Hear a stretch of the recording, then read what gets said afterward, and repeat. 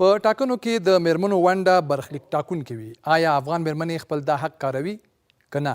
په همدې د بي بي سي آزادې جرګې کې غږیږو.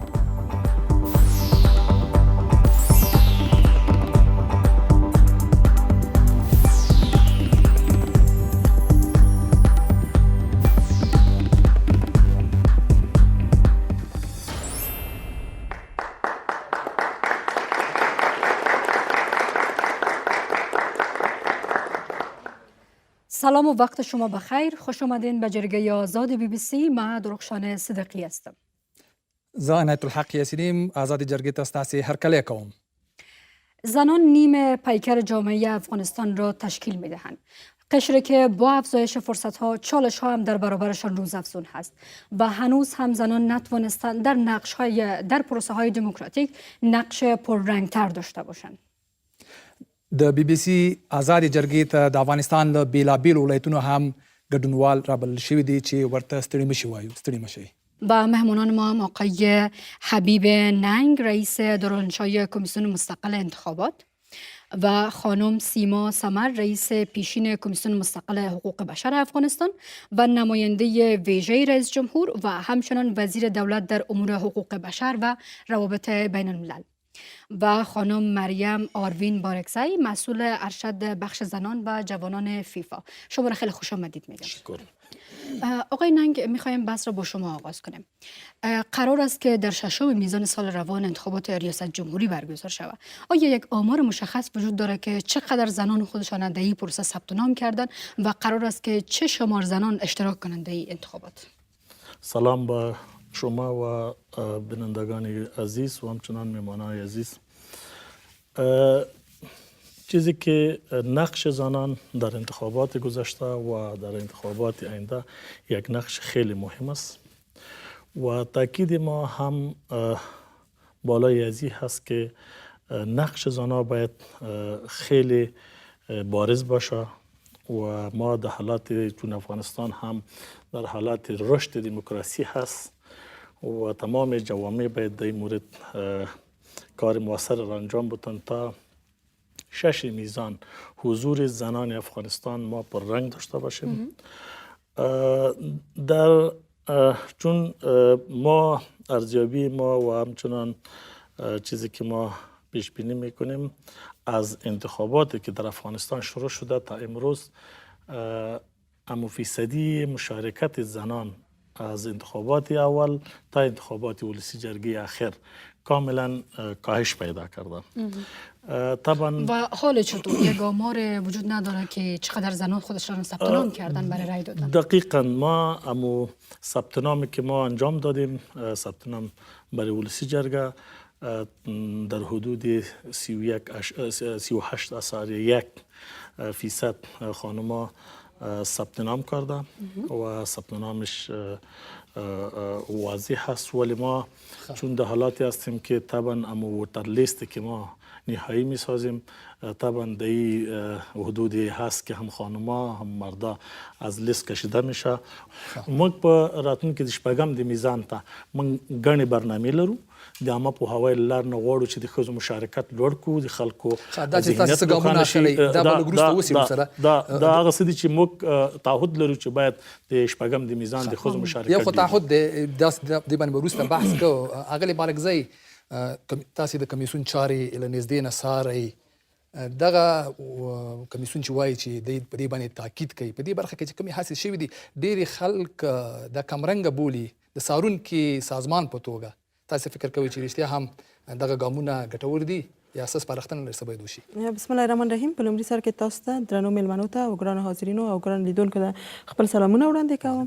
لکه چې ننګ صاحب اشاره وکړه، واقعا موږ هم په عنوان د یوه څارونکي بنسټ کله چې موږ ارزونې لرو د ښځو ګډون د تیرو کالو په پرتله ډېره کمرنګه شوې ده په ټاکنو کې، ځکه اولین ټاکنې چې موږ په افغانستان کې درلودې تقریبا 40% ښځینه پکې حضور درلودله چې عملا دی تللي وو، خپلې رایې استعمال کړې وې.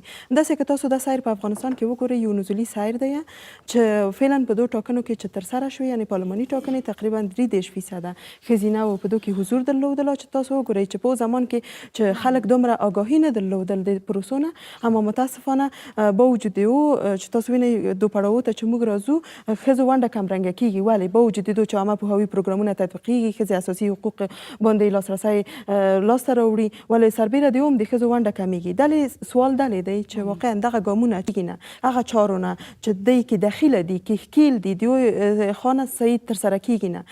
خانم سمر از میان نفوس 32.2 میلیونی افغانستان حدوداً 15.8 میلیونش زنان تشکیل میدن. چقدر فکر میکنین آمار زنانی که در انتخابات پارلمانی اشتراک کردن دست کم 33.3% بود و حالا هم 38% خودشان ثبت نام کردن. فکر میکنین این آمار چقدر متناسب با کمیت بانوان در افغانستان است؟ سلام به شما و سلام به بینندگان محترم جرگه آزاد BBC. در رابطه با اشتراک زنها به نظر من عوامل بسیار مختلف است که چرا نمیمانند زنها را. ما در می اواخر ببخشید کمیسیون مستقل حقوق بشر افغانستان در اواخر یک تحقیق ملی را به نام زنان و صلح و امنیت، یکی از سوال‌ها اشتراکشان در انتخابات آینده بود، در انتخابات 6 میزان. در این جزا یک تعداد زنها گفتن دلایلش چی است. یکی از دلایلی که زنها را مانع میشه ماندار مسائل امنیتی است که زنها نمیتونن اشتراک بکنن. مسئله دیگه ماندار اما فرهنگ حاکم در جامعه که مثلا یا شوهر خانواده نمیمانه یا مردم قوم خیششان از اینا نمیمانن، میگن که حال ضرور نیست زن به ایگه پاچی. راځي د یو څو برخوالو به وورو چې هغې په دې تړاو باندې څه وایي. تاسې که پوښتنه لرئ نو کولی شئ چې دا پوښتنه مطرح کړئ. زیتون نیازی. به نام خدا، سوال ما از خانم سیما سمر است. سوال ما این است که در قدر سالایی که مثلا خانم ها به بسیاری از چالش ها روبرو بودن، هم از چالش های حقوق بشر گرفته تا چالش های کلتوری و خانوادگی گرفته، شما در می بخش کار کردین؟ قدر سرمایه مصرف شد، بودجه مصرف شد و ارتقای در بخش ارتقای ظرفیت خانم ها بسیار زیاد کار شد. چطور شما مطمئن نیستین از اینکه خانم‌ها به اندازه که ما یا مثلا مردم یا دولت توقعش داره که خانم‌ها بیان در انتخابات شرکت کنن، چرا بازم نمیتونن با وجودی که قدر کار شد، قدر بودجه مصرف شد؟ تشکر. یک پرسش دیگه میخوایم از اشتراک کننده‌های ما داشته باشیم. بسم الله الرحمن الرحیم. وزیر سعادت د خوست ولایت نه زما پوښتنه د مرمن سیما سمر څخه ده چې دوی د یو نیم لسیز نه زیات وخت په حقوق بشر کې کار کړی او د افغانستان نمایندګي کړې ده. د خوست ولایت یو سرحدي ولایت او د امنیت له لحاظه ډاډمن دی. هلته ښځه خو څه کوي چې نارینه هم خپل حقوق نه پیژني. علت یې څه دی؟ هلته کار نه دی شوی او که شوی دی نتیجه یې څه ده؟ او که نه دی شوی کار، امنیت هم ډاډمن ولې نه دی شوی کار؟ ډیره مننه. آقای ننگ. خب در این مورد ما برای شما عرض کنم که ما در حدود 7388 مرکز به تمام افغانستان ما ایجاد کردیم. چون این مراکزی است که بسیار نزدیک به یکی دیگه هستند، ولی اینی مراکز ما کاملا به ارگان‌های امنیتی، چون از اساس اما پروسیجر و قوانین ما مکلف به هستیم که ارگان‌های امنیتی اینا را تامین بکنن. چون ما در این مراکز که ما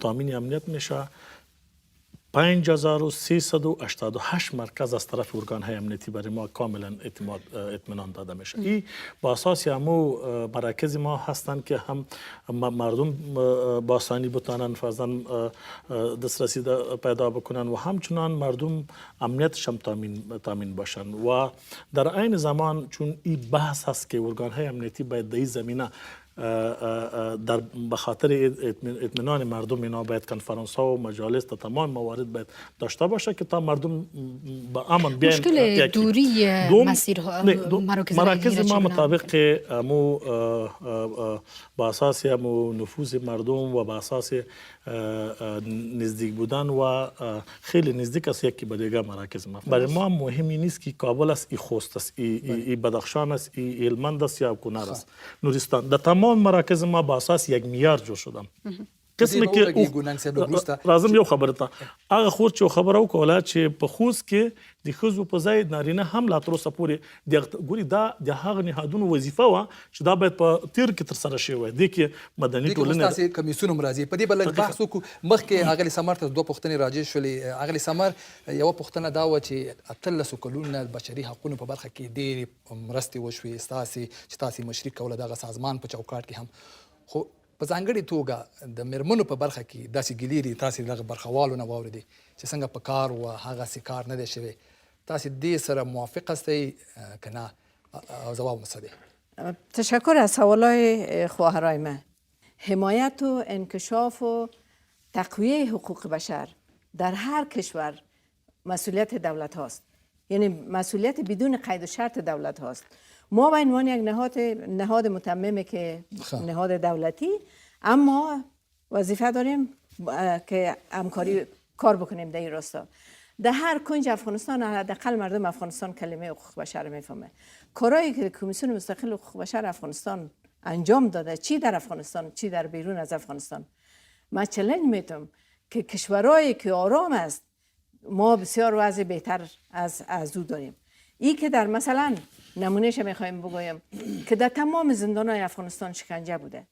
حالا مثلا شکنجه رو پوښتنه داسې وکړم، بخښنه غواړم، یعنې څومره مرستې چې شوي دي په هغه حساب باندې دغه اړونده ادارو هغه کار نه دی کړی. دې سره موافق هستئ؟ اجازه بدین. مثلا چی تعداد کمک به کمیسیون مستقل حقوق بشر افغانستان کی میفهمه دقیق؟ من میفهمم دقیق چقدر است، ولی به اساس از اینکه میلیاردها دلار در افغانستان مصرف شده کار نشده، این تنها از کمیسیون حقوق بشر نیست. ما نمیتونیم که تمام وظایف این وظیفه تمام نهادهای دولتی است. از وزارت معارف گرفته، از کتابای کودکستان گرفته تا کتابای مکاتب تا پوهنتون‌ها تا کارهای جامعه مدنی و مردم عام افغانستان. حالا که حداقل مردم افغانستان ادعا میکنه که حق سیاسی ما و در رابطه با این چون مسئله انتخابات مطرح است، در تمام انتخابات صدای کمیسیون مستقل حقوق بشر افغانستان بلند بوده و یکی از تلاش‌های ما همی بوده که خانم‌ها یا خواهرای ما خودشان اشتراک بکنه که کسی از نام از یا استفاده نکنه. ما مثلا در انتخابات 2009 در ولایت لوگر تعداد زنایی که ظاهراً کارت رای دهی گرفته بود از تعداد مردان در ولایت لوگر زیادتر بود. این کی باور میکنه؟ هیچ کدام ما واقعیت نیست. وقتی که ما این مطرح کردیم در اون زمان رئیس کسایی که کار میکردن در کمیسیون انتخابات رئیس اجراییش در تلویزیون شیشت گفت که درست نمیگن. سپاس. باز هم فرصت را میگذاریم به اشتراک کننده. زمانو خاطر احمد زی د ننګرهار ولایت څخه راغلم او په دې آزاد جرګه کې مې ګډون کړی دی. زما سوال د محترم مېلمنو نه دا دی چې که چېرته په دیموکراتیکه ټولنه کې د ښځو رول په سیاسي مشارکت کې کمرنګه وي نو عواقب به یې څه وي؟ ممنون. خانم آروین از شما میشنویم. قسمی که شما هم در جریان هستین، یکی از بدنه‌های اساسی اجتماعی کنونی را زنها تشکیل میده.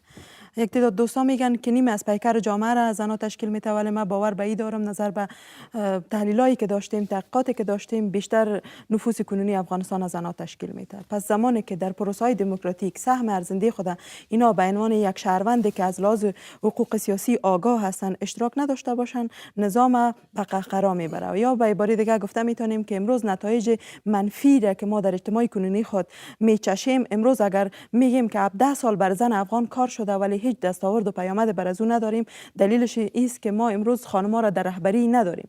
اگر یک تعداد دوستا را در رهبری هم داریم، بسیار به شکل سمبولیک قرار دارن و بیشتر برشان مسئولیت داده میشه ولی صلاحیت داده نمیشه. به اون لحاظ چون زنها هم نیمه از پیکر اجتماعی کنونی را تشکیل میتن و بیشتر نفوذ دارن، خوب است که در تمام پروسه‌های دموکراتیک سهم خود ادا کنند. در غیر از او ما نمیتونیم که بگوییم که در پروسه‌های سیاسی بحث عمومیت که مطرح میشه، باز نمیتونیم در اون زمان ما این مسئله را مطرح کنیم که همه شهروندا اشتراک داشتن. و میتونه سرتاسری بودن انتخابات و همه شمول بودنش هم زیر نن صاحب دغه برخه کې کمیسیون ته مسؤلیت راجع کیږي چې د میرمنو ونډه کمه ده. تاسې په دغه کمیسیون کې نه ویاستئ، خو په مجموع کې دغه کمیسیون څنګه چې په کار دی هغه څه رول نه دی لوبولی. که چېرته د فیصدي په لحاظ باندې واخلو، بیا هم د میرمنو ونډه په تېرو ټاکنو کې قابل د ملاحظې ده. یعنی داسې دا چې فرضاً سړی د پام نشي غورځولی په ټولو ټاکنو کې لکه په اولین ځل لپاره په ټاکنو کې 40% وه، په دوم ځل د ولسي جرګې په ټاکنو کې 41% وه، یا همداسې که راواخلو موږ په ځل مسلسل راشو په بل ځل ټاکنو کې 38% وه نه، ورپسې چې موږ ټاکنې ترسره کړې 39% وه، بیا په ټاکنو کې چې بیا برخه اخیستې ده په داخلي ځل ټاکنو کې په بل ځل کې د ریاست جمهوري ټاکنو په 2014 کې 30.3% وه. خو دا ټول د ناندرۍ نوم ډکې دي. ځینې کسان نیوکې کوي چې کېدای شي شمېرې ناندریزه وي. ټاکنې په ټوله دنیا کې طبعا ستونزې لري، خپل ستونزې لري. دې کې شک نشته نه تنها افغانستان کې، ولې په دغه اواخرو کې ټاکنو دغه ناندرۍ او ستونزې په افغانستان کې یو څه ډېرې زیاتې بدبختیو طرف ته لاړلې.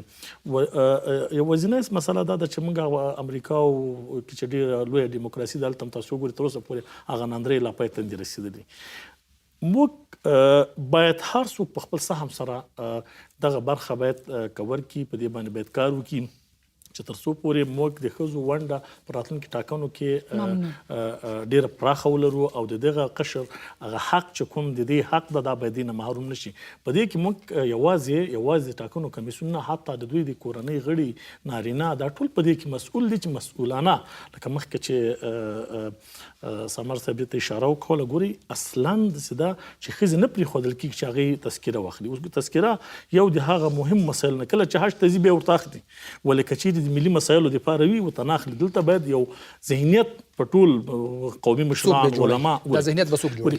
علما د افغانستان موږ په یو سنتي ټولنه کې ژوند کوو، دې کې علما د افغانستان کاملا تاثیرګذار دي، هغه نخبه مېرمنې چې کوم دي دا کاملا تاثیرګذار دي، قومي مشران کاملا تاثیرګذار دي، مدني ټولنې کاملا تاثیرګذار دي، د افغانستان حکومت ده همدارنګه هغه نهادونه دي چې په دې برخه کې کار کوي.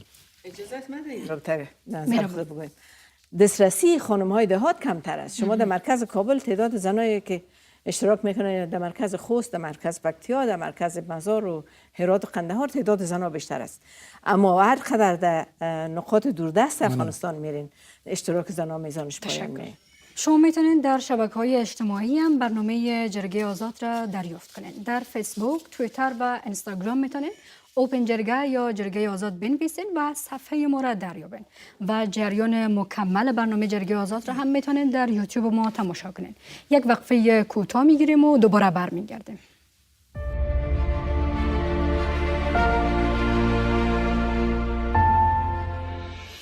مردم سالاری، آزادی، قانون اساسی، صدای من، حق من، آینده من. ما آینده افغانستان هستم و این به نسل ما بسیار مهم است. شاید نسل‌های قبل از ما اشتباه کرده باشند و ما از اونا آموختیم. ما کورکورانه به تو اعتماد نمی‌کنم. به خاطر شباهتی که ما تو داریم برات رای نمیتونم. چون همزبان هستیم به تو رای نمیتونم. ما پرسان میکنم. ما تحقیقات خودم میکنم. ما به تو رای میتونم اگر شایسته باشی. افغانستان ما مسئولیت نداره.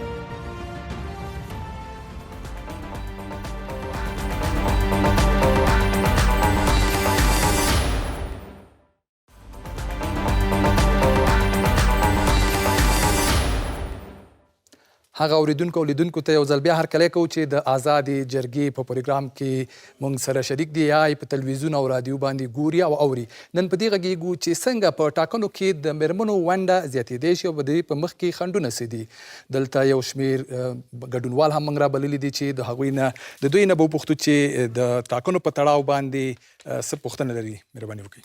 به نام خدا، نازنین بارکزی هستم، یکی از اشتراک کنندگان در این برنامه. سوال متوجه سیما جان سمر می باشه که نقش کمیسیون مستقل حقوق بشر در رابطه با چالش‌های اخلاقی که خانم‌ها در جریان انتخابات روبرو میشوند چیست؟ آقای سمر که تاسو مهرباني وکړئ دې پوښتنې ځواب وایي. تشکر از خواهر ما البته همیش کمیسیون مستقل حقوق بشر افغانستان تا زمانی که ما مسئولیتش داشتیم یکی از پیشنهاداتش همی بوده که اول مراکز رایدهی در جای باشه که خانم ها بتونه به او دسترسی از نگاه فیزیکی و ترانسپورتی دسترسی داشته باشه. دوم، کسایی که کار میکنن در مراکز رایدهی و تلاشی میکنن اینا خانم باشه به خاطر از یک سهولت ایجاد بکنه. مسئله سوم، چیزی که بسیار عمده و اساسی است که خانواده ها به خانم ها اجازه بدن که اینا رای خودشان آزادانه استفاده بکنه و چیزی که مرد خانواده میگه مثلا مرد خانواده در یک حزب است یا در یک گروپ هست، او میگن خانم نگوید که برو به اینی آدم رای بده و او خانم آزادانه خودش تصمیم گرفته بتونه. این ضرورت به آگاهی بیشتر داره، به ضرورت به کار دست جمعی داره. حالا ایتو نمیشه که ما بگیم که تمام مسئولیت ها به کمیسیون انتخابات است یا به وزارت زن است یا به کمیسیون مستقل حقوق بشر است یا به نهادهایی که نظارت میکنه از انتخابات. مسئولیت شهروندی هر کدام ما است.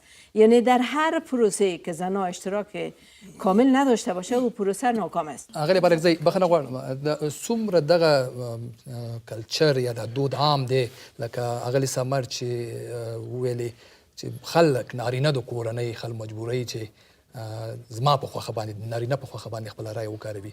رښتیا همدا دومره عام دی؟ بله دا چې د دې د مخنیوي لپاره څه کول پکار دي؟ موږ باید ومنو چې د موږ ټولنه مردسالاره ټولنه ده. موږ نارینه همیشه په هغو تصمیمونو کې ښکیل دي چې ښځینه باید په کې ښکیل اوسیږي. زه دا کاملا منم. موږ موندنیم ده ښیي چې په اکثریت ولایاتو کې په دوردستو کې متاسفانه نیابتي رای موجودې وي او ښځینه همیشه ایدونه شاکی دي ایدو مسئله نه چې د موږ رای کارول کیږي د نارینه‌وی خانه یا ایده په خوښه. مثلا که یو څوک ځي چې خپل رای استعمال کا د کور نارینه ورته وي چې فلانی ته باید خپل رای استعمال کړي، یا حتی په داسې مواردو کې شوي چې د دې کارتونه یا تذکرې راټولې کړي دي تللي دي ایده په نمایندګي رای ورکړې ده. دا مورد شته دي. دوی لپاره ښه ده دی چې اول خو عامه پوهاوي پروګرامونه تطبیق شي ځکه موږ ښځینه هم په خپله ونډه باندې په صحیح توګه نه پوهېږي چې د دې بالاخره هغه اساسي حق څه دی او څه رقم یې باید لاسته راوړي. دا خو هغه ټولنې چې د ښځو لپاره کار کوي د یو مسؤلیت کېږي، همدارنګه د ټاکنو خپلواک کمیسیون مسؤلیت کېږي ځکه د دې یو مسؤلیت په قانون کې راغلی دی چې باید خروندانو ته باید عامه پوهاوي پروګرامونه تطبیق کړي او همدارنګه ځینې ذهنیت سازي خو کمرنګه دي په صحیح توګه نه تطبیقیږي. متاسفانه زه تاسو ته دغه تقویتي نوملیکنه مثال درکوم. په اکثریت ولایاتو کې چې موږ د عامه پوهاوي پروګرامونه درلودل د یا تا اطلاع نه درلودله چې بالاخره دا نوملر شروع شوی دی و دی باید خپل چقدر آمدین روی همین موضوعات انگشت انتقاد بلند کردین تا بهتر شود همین پروسیجر را؟ شما همیشه موضوعگیری های ما را از رسانه‌های مختلف کشور می‌بینید که ما همیشه موضوعگیری های خود در همه موارد کارکرد کمیسیون داشتیم و نه تنها که ما انتقاد کردیم، بر علاوه از این ما برشان راهکارهای عملی را هم پیشنهاد کردیم که ننگ صاحب شاهدی مثلا آقای ننگ چقدر شما از همکاری هایی که دیگه نهادها با کمیسیون مستقل انتخابات انجام می‌دهند راضی هستید؟ ببینید ما یک چیزی که برای شما عرض کنم که چون ما هم یکی از نهادهای ناظر بر انتخابات در کمیسیون رفتیم. شخصا فعلا که ما با صفت یک مسئول در انتخابات کار میکنیم، ما کاملا از کارکرد خود ما که اونجا بودیم راضی نیستیم. یعنی این ما اعتراف میکنم به خاطر که ما در ثبت نام تقویتی در کابل تقریبا 25 مرکز خودم عملا دیدیم. تنها نهادهای ناظر بر انتخابات در یک مرکز برای داد قینا نظارت کرده بودن. ما عملا چون نمی همه دوستای ماست ما تلفنی صحبت کردیم، برشان گفتم که برای داد یک نظرتان اینجا آمده. ګیله اوس چانه وکړو که تاسو په خپل دا خبره کوي چې ته خپل ډاډه نه یې کمیسیون ډاډه نه نو عام ولس چانه تاسو ته غواړم چې تاسو ته واضح پرې چې اجازه راکړئ زه خبرې وکړم. دوم دا ده چې د ټاکنو په برخه کې د عامه پوهاوي په پروسه باندې هم الته دوه مسلې دي. یو دا ده چې زموږ په بودیجه کې د عامه پوهاوي هغه برنامې چې کومې شامل دي هغه موږ په تقویتي ثبت نام کې د تیرې ولسي جرګې نه کاملا په خپل وخت او د ټایملاین مطابق شروع شوي دي. ګورئ موږ 900 مبلغین د افغانستان ګوټ ته ټولو مراکزو ته په خپل وخت او ټایم سره موږ ورولېږل ټاکنو د ټایملاین مطابق چې په ساحه کې عامه پوهاوي برنامې په لاره باندې واچولې. دوم دا چې موږ 190 شماره د دې په خاطر چې خلک رایګان دا د ټایملاین مطابق فعال کړل چې اوس هم فعال ده د خلکو لپاره. بل موضوع دا چې موږ یو څه برخه زمونږ د عامه پوهاوي برخه د نړیوال ټولنې چې یون ډي پی سپورټ کوي د هغې په بودیجه کې شامل ده. کاملا هغه 2 ورځې د هغه نه وروسته شروع شول، د ټایملاین نه وروسته شروع شول چې هغه د رسنیو سره قراردادونه و چې د هغې له لارې نه باید او دوم دا د بلبوردونو مسله وه. یو څو پوښتنې به راواخلو د دې غبرګون به ستاسې خبرو ته ولرو. د برخوالو نه که څوک پوښتنه لري په دریم قطار کې فکر کنم څلورم قطار کې مهربانی وکړئ. مژگان وارسی هستم. سوال من مربوط آقای ننگ میشه. شما چقدر مطمئن هستین که زنان در انتخابات ششم میزان که البته برگزار میشه اشتراک میکنن؟ به خاطر از اینکه شعارهایی را که البته در انتخابات قبلی کاندیدا انتخابات داده بود به او تقریبا جامع عمل پوشیده نشد، چون زنان مخصوصا در ولایات که سواد یک نیاز اولیه و مهم برای هر فرد جامعه است، زنان از او محروم است. یک پرسش دیگه هم می داشته باشیم. شما سلام، با عرض ادب. فهیمه حضرتی هستم. سوال ما از خانم سیما سمر است.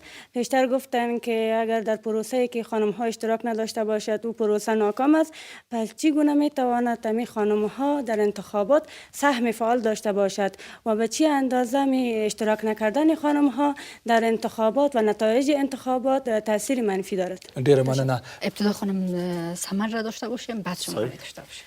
تشکر از خواهر ما. من فکر میکنم پیشتر ما یادآوری کردم که حفظ امنیت خانم ها وظیفه بدون قید شرط حکومت و نهادهای امنیتی ما و شما است که اینا احساس امنیت بکنن بیاین اشتراک بکنن.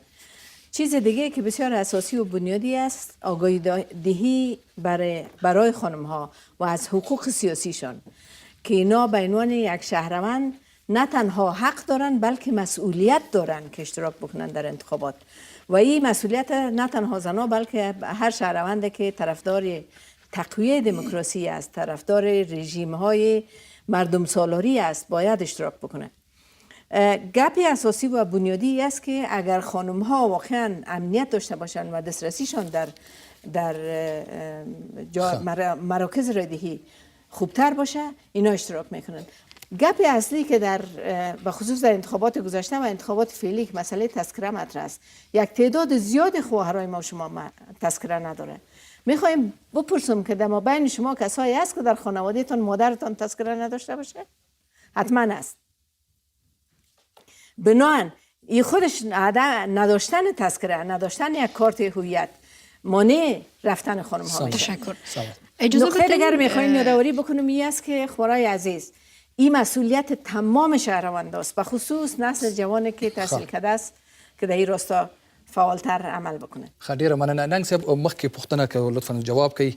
ستاسې باندې متقابل جوابونه هم شته دي هغې ته هم فرصت ورکړئ مهرباني وکړئ. زه دا ګورې ټاکنې چې دي ټاکنې خپل شریکان لري او شریکان کولی شي چې د ټاکنو په پروسه باندې د خلکو اعتماد او باور را ژوندی کړي او دغه شریکان باید د ټاکنو د پروسې نه ډېر نږدې نظارت باید ولري. ولې متاسفانه په افغانستان کې کاملا دغه شریکان برعکس هغه عمل کوي، ځکه دا انتقاد نه دا ډېر په اسانۍ سره کیږي. انتقاد ځکه تاسو اوس کوم په افغانستان کې ګورو هر څوک په دې باندې درسته ده چې د ولسي جرګې ټاکنې کاملا د ستونزو مشکلاتو نه ډکې وي. ولې زه تاسو ته باور در کوم چې کومه ورځ نه موږ تللي 14 حوزو نتایج موږ اعلان کړي په تطبیق کې، زه تر څو چې ژوندی یم زه دې ته پاسخګو یم د یو اجرایوي مسؤل په صفت باندې چې یو فیصد هم په هغې کې تیروبیر زه جرم ورکوم. اوس څه کوئ دا د مېرمنو په تړاو باندې څه کوئ؟ راځم ګورئ کله چې اعتماد شو وي اعتماد خلکو د مشارکت ډېرېږي. دوه موارد ډېر مهم دي، یو اعتماد یو امنیت.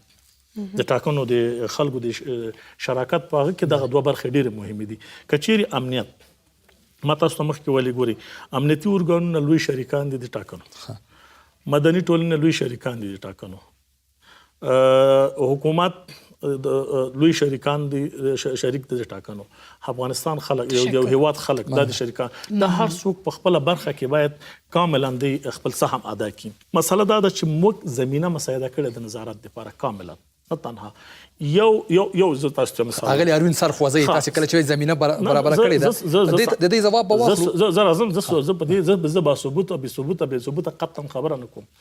ما د ناظرو نهادونو ته سیاسي حزبونو ته ما کاملا مسلسل ایمیلونه کړي چې تاسو په ټول افغانستان کې ماته نه ده ماته خپل نمایندګان را معرفي کړي.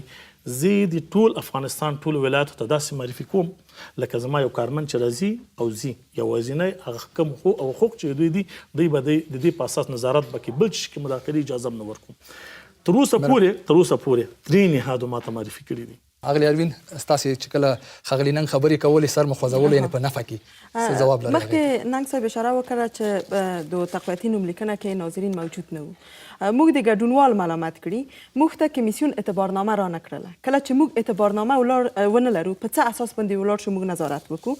یو تعداد دوستان د موږ ولاړل په کابل په مرکزونو کې تاو شول. اعتبارنامه وخت چې ول د تاریخ د انقضای علی نوشته و لیکل شوی و، په وضاحت لیکل شوی و چې علی انقضا تاریخ و موږ ته اجازه را نه کړله. دی په شفاهي توګه موږ ته وویل چې تاسو په سابقه اعتبارنامو باندې کولی شئ چې استفاده وکړئ. ګورئ دا یوه مسله رسمي ده، یوه دوستانه ده. شاید ننګ صاحب موږ سره ښه روابط ولري، دوستانه روابط ولري، په شفاهي توګه ووایي، ولې دا مسله بیا پر اجرایي توګه رسمیت نه لري ماته، ځکه چې زه په عنوان د ناظر څم وخت چې ادعا د حق کوم چې زه باید نظارت وکړم، زه خو باید یو سند د ځان سره ولرم چې په څه اساس باندې زه نظارت کوم. یوه مسله. بله مسله چې دی وویل چې عامه پوهاوي پروګرامونه صحیح ده، دی به تطبیق کړي وي، ولې متاسفانه ستونزې وې په پروسه کې، ځکه چې ما تاسو ته په عنوان د یوه څارونکي بنسټ چې همیشه موږ په دو باندې متهم شوي یو چې تاسو انتقاد کوئ. نه خیر، موږ ماموریت دا دی چې موږ پروسې نه څارنه وکړو، بالاخره وګړیو ته چې هغه مسایل چې دی نه مطرح کوي موږ یې تاسو ته مطرح کوو، او همدارنګه موږ دی ته تخنیکي تګلارې وښیو چې په هر موقع کې موږ خپلې تخنیکي تګلارې د دی سره شریک کړي دي. حتی څو مرته مخه موږ ولاړو د دی سره په غونډه کې کېناستو، ننګ صاحب هم په غونډه کې تشریف لرله. ریپورټونو کې هرکلی کوي ستاسې د همکاریو څه ډول ننګونې ستونزې شته؟ دقیقاً دی همیشه هرکلی کا، ولې په خود کمیسیون کې ستونزې شته دي. دونه باید موږ سترګې پټې نه کړو. دی هم د ستونزو سره مخامخ دی. په موږ غونډه کې چې موږ درلودل مثلا د دی بودیجه مسله یوه غټه ستونزه وه، یا مثلا نوملیکنه د ښځو چې په بایومتریک سیستم باندې دغه ستونزه اوس نه حل شوې د بودیجې خبره توسه حل شوي. یعنې دی کله چې دا څارونکو بنسټونو سره شریک کړل، موږ هم د دی په څنګ کې یعنې موږ په معلوماتي خلا کې قرار ورکول کیږو. کله چې موږ معلومات خلکو ته ورکوو، یعنې د دی همکاري موږ ته نیاز ده چې دی باید موږ ته معلومات راکړي. ډېره مننه. تاسې د آزادې جرګې پروګرام ګورئ او اورئ. تاسې کولی شئ په فیسبوک، ټویټر، انسټاګرام موږ پیدا کړئ اوپن جرګه، آزاده جرګه یا جرګه آزاد. دغه راز په یوټیوب باندې هم په بشپړ توګه دغه خپرونه کتلی شئ. اوس یوه لنډه دمه اخلو، بیرته راستنیږو.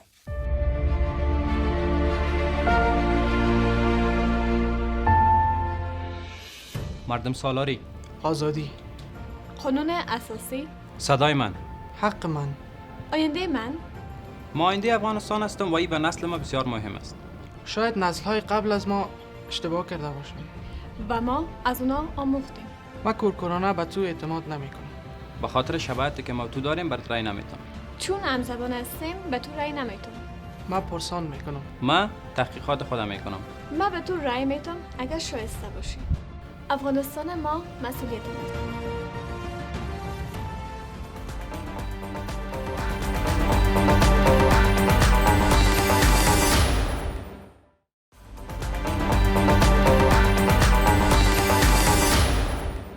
سلام دوباره، بیننده ادامه برنامه جرگه آزاد BBC هستند و ما موضوع امروز برنامه جرگه آزاد BBC را اختصاص دادیم به نقش زنان در انتخابات و مهمانان ما هم که اینجا حضور دارند تا این جای بحث صحبت کردن و برخیشان خوشبین هستند برای اشتراک زنان در انتخابات و برخیشان هم سیر نزولی میدونن اشتراک زنان در انتخابات را.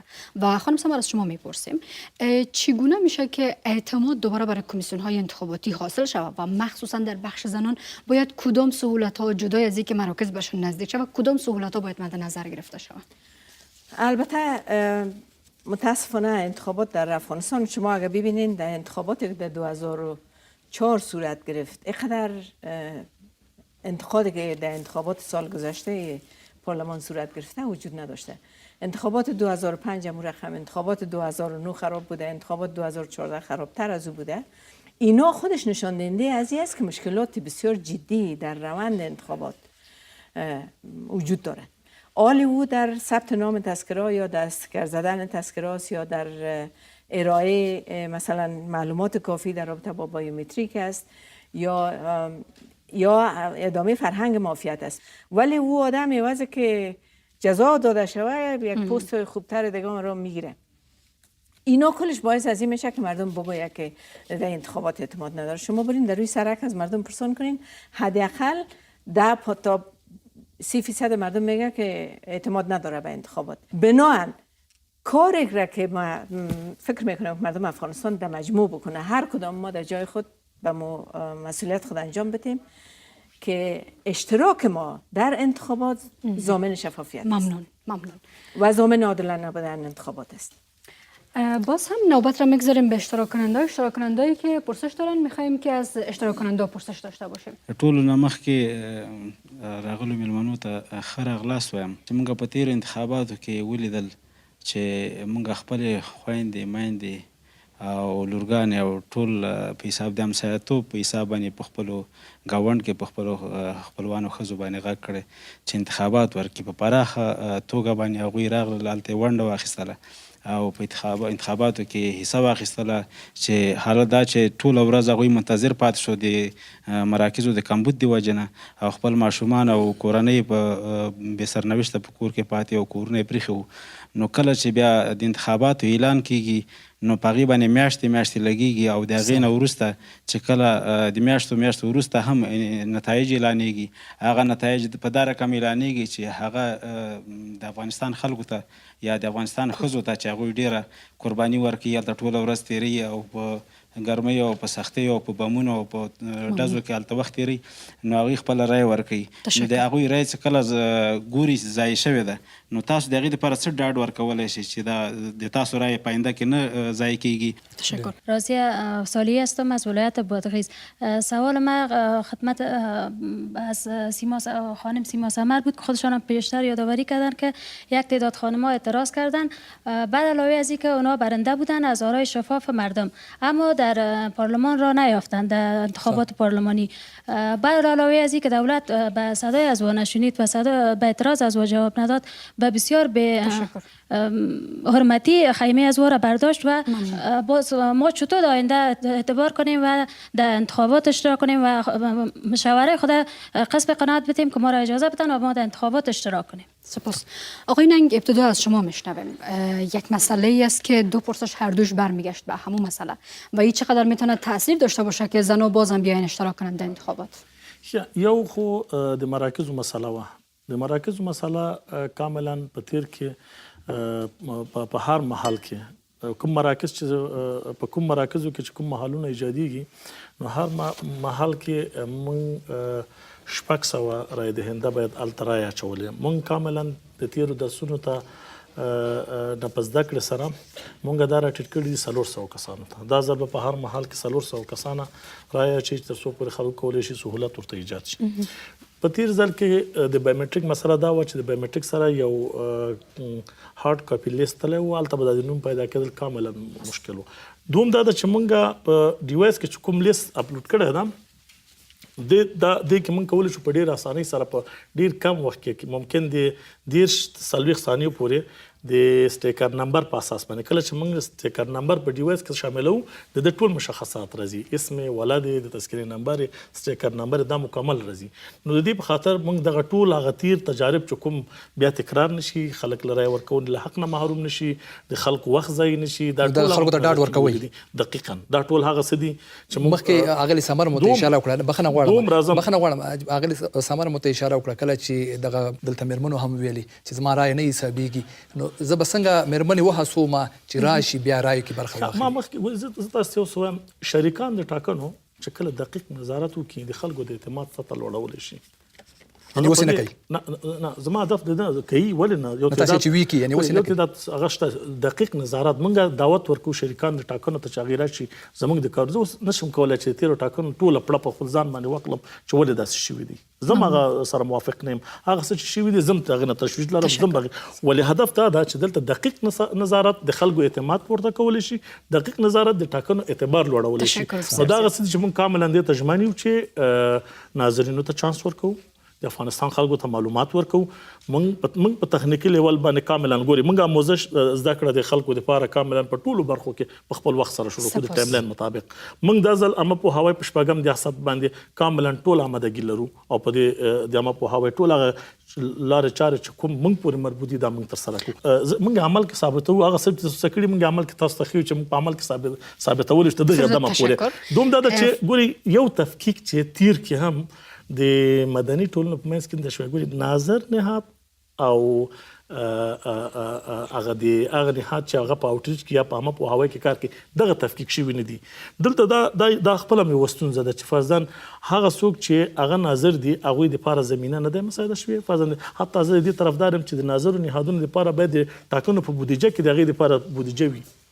زه په راتلونکي کې که زه په ټاکنو په کمیسیون کې یم زه ناظر نهادونو دپاره په د ټاکنو په بودیجه کې زه بودیجه پیشنهادوم. دا هغه څه دي چې تر څو پورې امکانات نه وي منابع نه وي نشي کېدلی.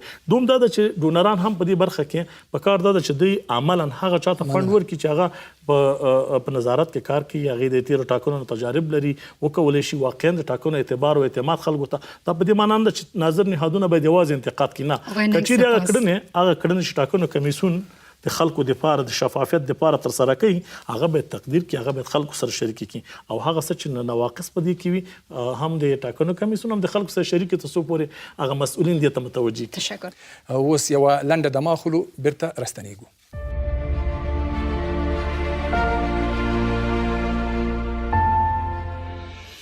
مردم سالاری، آزادی، قانون اساسی، صدای من، حق من، آینده من. ما آینده افغانستان هستم و این به نسل ما بسیار مهم است. شاید نسل‌های قبل از ما اشتباه کرده باشند و ما از اونا آموختیم. ما کورکورانه به تو اعتماد نمی‌کنم. به خاطر شباهتی که ما تو داریم برات رأی نمیتم. چون همزبان هستیم به تو رأی نمیتم. ما پرسان میکنم. ما تحقیقات خودم میکنم. ما به تو رأی میتم اگر شایسته باشی. افغانستان ما مسئولیت ما.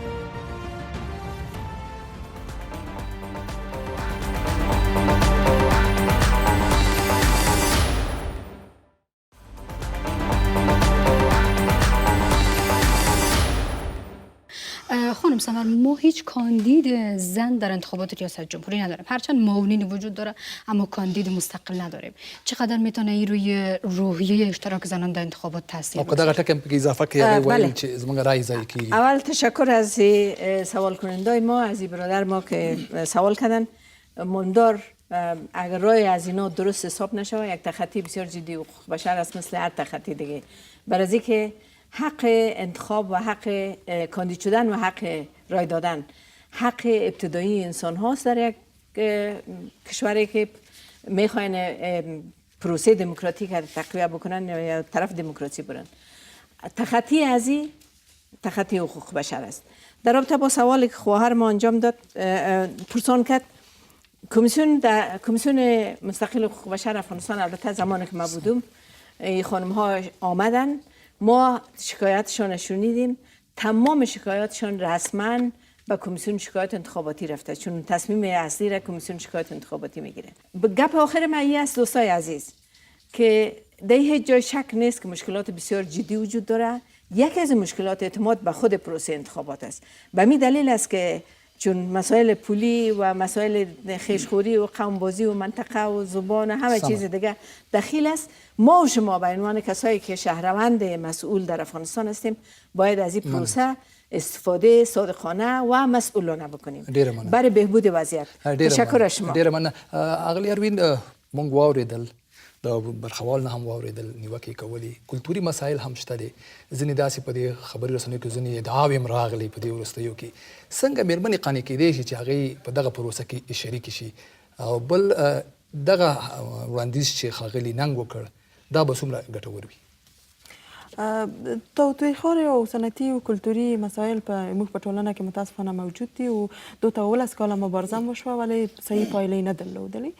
لکه تاوتریخوالی چې په تېرو ټاکنو کې د ښځو بر علیه و چې مثلا جنسي تقاضاګانې او د شیانو هغه ستونزونه و چې واقعا ښځې ډېرې زیاتې متضررې کړي ځکه په یوه ټولنه کې چې سنتي ادعاوې ثابتې شوي نه دي. ګورئ موږ هم من حیث د یوه مدني ټولنې چې د ټاکنو نه څارنه کوو موږ هم په دو برخه کې خپل اقدامات وکړل. دا چې موږ اجرایي صلاحیت نه لرو دا بیله مسله ده، ولی موږ کوشش وکړل چې د مدني لارو نه دا حل کړو. مثلا موږ د همدغه ښځینه کاندیدان راوغوښتلې دوی ته مو وویل چې رسمي باید د دوی خپل شکایت ثبت کړه. همدارنګه د حقوق بشر د کمیسیون او د ښځو د چارو وزارت نه مو غوښتلې چې دا مسایل ته جدي پاملرنه وکړه، ولې متاسفانه په خپله ښځې حاضرې نه شوې. موږ جامعه سنتي ده، موږ بالاخره نه غواړو چې نوم هم بد شي. دا ډېره بده اغېزه دي او راتلونکي ټاکنې چې په مخ کې لرو زه فکر نه کوم چې یوه مطلوبه نتیجه موږ لاسته راوړو او د ښځینهو پراخ ګډون به په کې تضمین کړو. ډېره مننه. فقط کوتاه چند پرسش و خیلی کوتاه میخوایم. پوښتنه مې په ټوله کې د ښځو د حقوقو په اړه ده. یعنی ډېر کلونه کېږي د ښځو د حقوقو په اړه په رسنیو کې، په آزادو میډیاو کې، په هر ځای کې غږونه کېږي، د ښځو حقوق یادېږي. اما متاسفانه دې دپاره کار هم شوی، برنامې جوړېږي او شوي دي، اما هیڅ مثبت پایلې نه لري. ولې علت یې څه ده؟ ممنونه. یک پرسش دیگه هم شما. کریمه هستم. آیا شما فکر نمیکنید فرصت‌های فعلی برای خانم‌ها کافی نیست؟ تشکر. ډیر مننه. فقط یک سوال، آخرین سوال. شما. احسن علي خیلی ما د ننګ سره مې پوښتنه دا ده چې تاسو ول د عامه لپاره مو په هر ځای کې ځینې برابرښتونه جوړ کړي دي. البته دغه عامه پوهاوی چې د آیا موږ کولی شو چې په اطرافو کې هم ښځو ته ورسوو؟ آیا هغوی هم له دې عامه پوهاوي څخه بغیر د ټلویزیون له کوم هر یا بل ډول عامه پوهاوي څخه کېدای شي چې مستفید شي؟ ډیره مننه. تشکر. ډیر ننګ صاحب که وروستۍ پوښتنه تاسو ته راځي وړاندې نه به پیل کوو. خیلی کوتاه. فقط زه دومره ورته ویلی شم چې موږ 900 مبلغین، یو نارینه یو زنانه، دا موږ په ټول افغانستان کې موږ په ساحه کې لرو. هغې عملا په جوماتونو کې، په مکاتبو کې، د خلکو په کورونو کې وړې او غټې غونډې جوړوي او د عامه پوهاوی د هغې له لارې نادبروشرې او همدارنګه تبلیغاتي مواد توصیه کوي. تشکر. خیلی کوتاه یک پرسش به شما. من فکر میکنم رول رسانه ها در اینجا بسیار اساسی و جدی است، به خصوص رادیو. تنها تلویزیون نه، به خاطر از اینکه اکثریت مردم برق نداره و یا تلویزیون نداره، اما رادیو در دسترس مردم است و ما از مردم افغانستان بخوایم به خصوص ملاها و علما که در خطبه های نماز و هر نماز جماعت که دارن تبلیغ بکنن در این راستا. تشکر. و خیلی کوتاه از شما. در قسمت پروگرام‌های آگاهی دهی نه تنها کمیسیون بلکه نهادها و شرکای انتخاباتی هم در این قبال باید برنامه‌های خود داشته باشند، نه تنها در مراکز، در ولایات هم اگر برنامه را گسترش بدن بهتر است. و خیلی کوتاه است. میپرسم که چقدر باورمندی وجود با به نظر شما حضور زنان را در انتخابات ریاست جمهوری چگونه می‌بینید؟ مشکلات و چالش‌هایی که در انتخابات گذشته بود متاسفانه در انتخابات 1397 پارلمانی ما اونقدر خوشبین نیستم که در آینده خانم‌ها باز هم به پای صندوق رای برن و رای خود استعمال. خانم سمر شما چقدر خوشبین هستید؟ بازم از مردم افغانستان در مجموعه زن و مرد افغانستان میخوایم، خوشبین نیستم، نه البته به دلیل انتخابات در سال گذشته. یکی از مشکلات میخوایم یادآوری بکنیم است که کمیسیون‌های انتخابات در هر انتخابات جدید میشه و این کار درست نیست و ضربه میزنه پروسه دموکراتیک. تاسو نو مخکې ما دا پوښتنه وکړه چې څه باید وشي؟ تاسو ویلې چې نه کېږي برخه نه اخلي. څه باید اعتماد ډیره زیاته مهمه ده چې متاسفانه په دو کې هیڅوک توسه بریالي شوي نه دي. اعتماد سازی که په صحیح توګه ترسره شي په مطمئنه توګه ښځې وګټي. آخرین پیام شما که یعنی شما چگونه پیش بینی میکنید؟ موږ متحد یو چې د خلکو رایو ته درناوی وکړو او هیڅ نه به راتلونکي ټاکنو کې زه په ټاکنو په کمیسیون کې د یو ساختار مسؤل یم، اجرایوي ساختار مسؤل یم. زه کاملا د تعهد لرم چې په پوره بېطرفۍ سره زه د خلکو نه غواړم چې په ټاکنو کې برخه واخلي او موږ به په پوره بېطرفۍ سره د دوی د رایو او د امانت ساتونکي. ډېره مننه. بحث همدلته راغونډو. بحث کې نظرونه سره بېلابېل وو. دا چې ټاکنې د میزان په میاشت کې ترسره کېږي دا به کتای شي چې د مېرمنو ونډه به پکې څومره وي، خو دغه بحث به لا دوام لري. و جا داره که از مهمانان ما آقای ننگ، خانم سمر و خانم آروین سپاسگزاری کنیم که وقت گذاشتن و از اشتراک کننده هایی هم که وقت گذاشتن و از نقاط مختلف افغانستان در برنامه ما اشتراک کردن سپاسگزاری میکنیم و تا جرگه بعد الله نگهدار. الله پامان.